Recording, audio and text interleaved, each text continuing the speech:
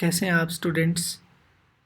आज हम numerical problems chapter number 3 के डिस्कस करेंगे और मैं आपका इंस्ट्रक्टर मोहम्मद बिलाल सादिक। तो शुरू करते हैं। Problem number 1। सबसे पहले प्रॉब्लम की स्टेटमेंट देखते हैं। तो प्रॉब्लम की स्टेटमेंट में जो चीज़ें हमें गिवन हैं उसे पहले मैं आपके सामने रीड आउट करता हूँ और फिर हम उससे जो भी चीज़ें एक्सट्रैक्ट करेंगे वो वन बाय वन हम लोग कोड नोट डाउन कर लेंगे जो जो चीज़ें हमें रिक्वायर्ड हैं। सो ये प्रॉब्लम नंबर 1 में ये कह रहा है कि a vehicle is accelerating at 5 metre per second square. It means that सबसे पहली वैल्यू ये हमें मिल गई है, it is the value of acceleration. So data के पोर्शन में हम इसे मेंशन कर देंगे that the value of acceleration is given to you that is 5 metre per second square. उसके बाद आगे इससे आगे पढ़ना शुरू करते हैं तो वो हमें कहता है under the action of 2500 newton force. So next चीज़ हमें जो मिली है वो किस चीज़ की मिली है वैल्यू, वो फोर्स की वैल्यू मिली है that is equals to 2500 newtons. आगे वो हमसे कुछ डिमांड कर रहे हैं तो रिक्वायर्ड सेक्शन में हम लोग उसे लिख देंगे। वो हमसे पूछ रहा है what is the mass of the vehicle. तो व्हीकल का मास जो है वो हम लोगों ने फाइंड करना है, उसे मैंने स्मॉल m से रिप्रेजेंट कर दिया। अब इस प्रॉब्लम के सोल्यूशन की तरफ चलते हैं। तो सोल्यूशन में हम लोग एक ही लॉ हमें पता है जो हम लोगों ने चैप्टर नंबर 3 में पढ़ा है, that is Newton second law of motion, और वो हमें ये बताता है that F is equals to ma। मैंने क्योंकि मैस की वैल्यू फाइंड आउट करनी है तो यहाँ पे एक्सेलरेशन मैस से मल्टीप्लाई हो रहा है। इट मीन्स कि मुझे एक्सेलरेशन को दूसरी साइड पे कोई इनके लेके जाना है। अब क्योंकि मैस एक्सेलरेशन आपस में मल्टीप्लाई हो रहे हैं तो एक्सेलरेशन को अगर मैंने दूसरी साइड पे लेके जाना है तो ये ऑब्वियसली फोर्स की वैल्यू से डिवाइड हो जाएगा। तो m की जो वैल्यू बनेगी वो बनेगी F divided by a।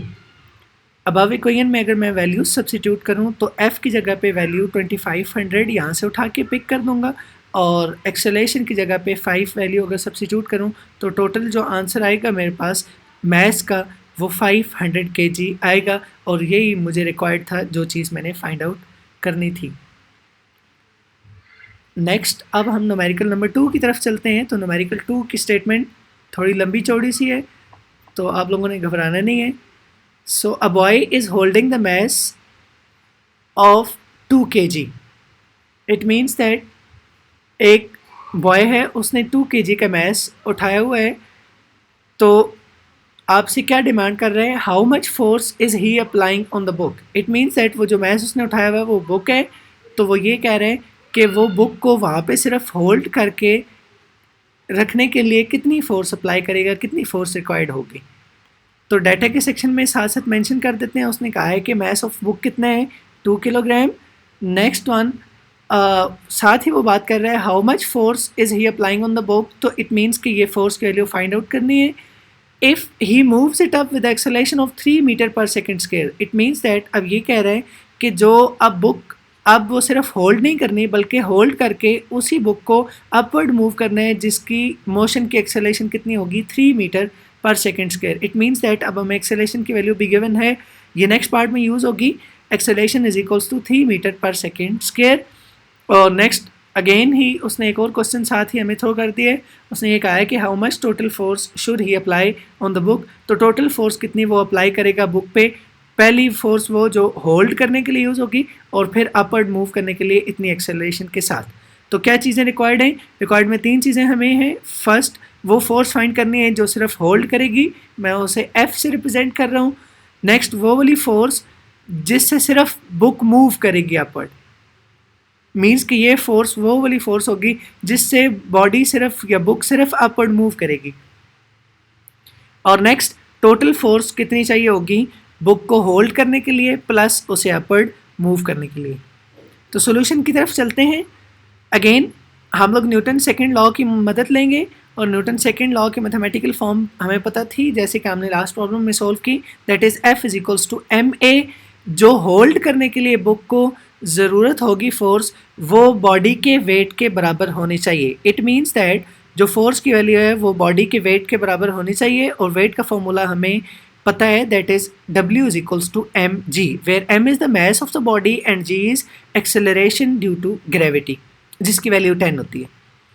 So F is equals to m की वैल्यू 2 हमें गिवन है एंड g की value 10, this is already known to us. So total force की वैल्यू कितनी हमारे पास बन जाएगी, F की value it would B 20 newton. अब इसी का नेक्स्ट उसने कहा था, for moving the book up we have to apply a force that produces acceleration. It means that अब हमें बुक को यहाँ पे सिर्फ होल्ड करके स्टे करवा के नहीं रखना, बल्कि बुक को अपवर्ड मूव करना है। तो अपवर्ड मूवमेंट के लिए कितनी फोर्स चाहिए, सिर्फ मूवमेंट के लिए फोर्स अगर हम कहें तो मैं उसे कह रहा हूँ कि वो फोर्स जो है वो F1 की इक्वल है, जो किसके बराबर होगी, m multiplied by a। It means mess of the book multiplied by जितनी एक्सेलरेशन से आपने उसे अपवर्ड मूव करवाना है। तो वैल्यूज़ अगर हम लोग पुट करेंगे तो 2 is the mass and 3 is the acceleration. तो टोटल फोर्स कितनी बन जाएगी, F1 is equals to 6 newton. अब लास्ट टास्क हमारा रह गया था कि हम लोगों ने टोटल फोर्स फाइंड करनी थी। तो टोटल फोर्स बुक पे कितनी चाहिए होगी, this would be F that is equals to the weight. ये वो वाली फोर्स होगी जिससे आप बुक को होल्ड करेंगे अपवर्ड, प्लस ये वो वाली एक्स्ट्रा फोर्स होगी जिससे बुक अपवर्ड मूव कर रही होगी। तो अगर इन दोनों फोर्सेस को कंबाइन कर दें तो हमारे पास टोटल फोर्स की वैल्यू आ जाएगी that is equals to 26 newton. So ये हमारा क्वेश्चन नंबर 2 का एंड था।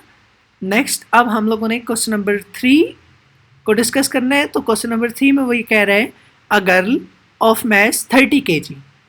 इट मीन्स दैट एक गर्ल है और इसका मैस 30 kg है। तो साथ ही डाटा में हम इसे मेंशन कर लेते हैं, mass of the girl is 30 kilogram and the girl is running with the velocity of 4 metre per second. It means that girl जो है वो मूव कर रही है और गर्ल की वेलोसिटी अगर मैं स्मॉल v से रिप्रेजेंट करूँ तो उसकी वैल्यू हमें गिवन है 4 मीटर पर सेकेंड।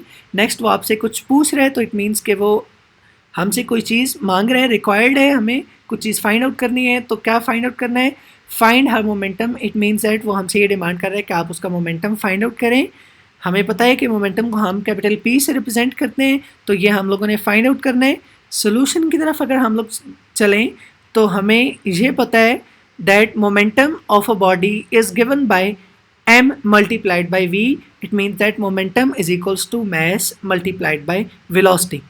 क्योंकि mass की वैल्यू हमें गिवन है 30 किलोग्राम और velocity की वैल्यू भी गिवन है 4 मीटर पर सेकेंड।